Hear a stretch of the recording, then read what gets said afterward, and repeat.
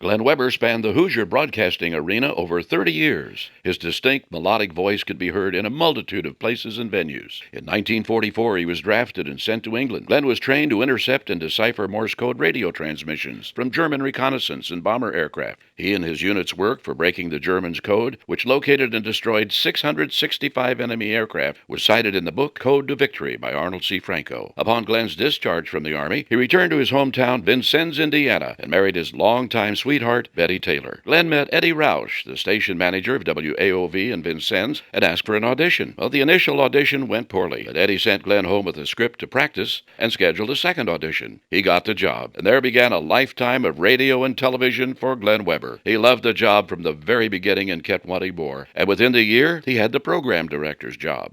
In 1949, Glenn moved to WJPS in Evansville as news director. In 1950, he spent a year in St. Louis at KWK, the prestigious station that originated many programs for the Mutual Radio Network. Glenn loved announcing for the nation's top big bands, performing there nightly. In 1951, Glenn took over at KAWT in Douglas, Arizona as station manager. After 3 years there, he decided to return to Indianapolis to try to break into television, which was all the rage in the 50s. 1954, Glenn was hired at WFBM Channel 6 as a staff announcer. And during his 19 years at the station, Glenn carried many titles. He worked sports with Tom Carnegie, then graduated to the news department. He became assistant news director under Gilbert Forbes. Early on, his duties included serving as announcer for the Indiana Hoedown and Red Top Beer Theater. Glenn was featured in many magazines and newspaper articles.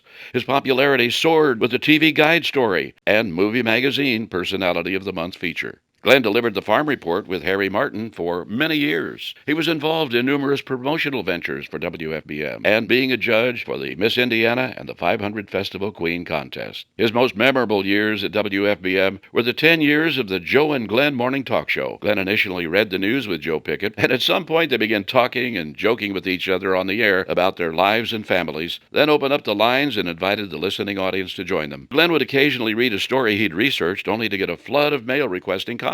The Joe and Glenn Show was the top-rated morning show in town for years. Also, Glenn was featured in photo shoots for various products: Gabriel Shock Absorbers, Mayflower, and Red Top Beer. He recorded radio commercials for Dawn Sheets for 20 years for several national accounts.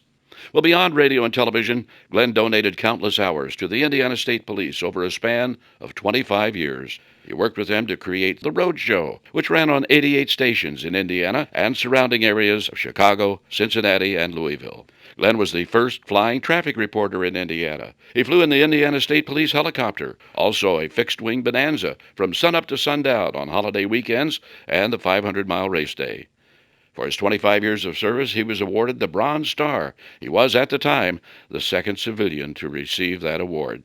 Glenn worked part-time his last 5 years at WENS for Jeff Smulyan, reporting news, weather, and commentaries. At 72, when he retired from the air, that famous voice was still there. Glenn passed away in August of 2012.